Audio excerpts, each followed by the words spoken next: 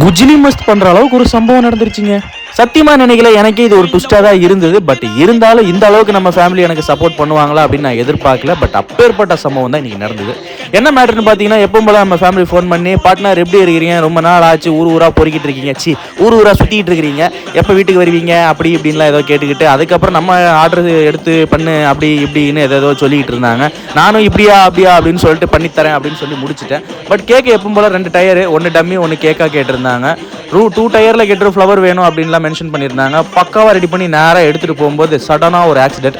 என்ன ஆச்சு ஏதாச்சுன்னு பார்க்குறக்குள்ளே பின்னாடி இருக்க கேக்கு கவுந்து போச்சு. நடந்த விஷயத்த நம்ம ஃபேமிலி கிட்ட இருந்து சொன்னேன். சரி முதல்ல வாங்க அப்படின்னு சொல்லி பார்த்தோன்னா, முதல்ல கேக்கை பார்க்காம ஒன்றும் அடிப்படலையே, ஒன்றும் சேஃப் தானே அப்படி இப்படின்லாம் கேட்டுட்டு, மேலே இருக்கிற டயர் தானே டேமேஜாக இருக்குது, கீழே எடுத்து வச்சுருங்க, கீழே இருக்கிறது டம்மிங்க அப்படின்னு கட் பண்ணுற மாதிரி போஸ்ட் கொடுத்துக்கலாம், அதுக்கப்புறம் நம்ம டேமேஜ் இருக்கிற கேக் எடுத்து எல்லாருக்கும் கொடுத்துக்கலான்னு சொன்னாங்க. ஒரு நிமிஷம் எனக்கு அப்படியே அடைச்சு போச்சுங்க. சப்போர்ட் பண்ணியிருக்காங்க, பட் இந்த அளவுக்கு சப்போர்ட் பண்ணுவாங்கன்னு சத்தியமாக நினைக்கல. ஒரு மாதிரி பயங்கர சந்தோஷமாக இருந்தது.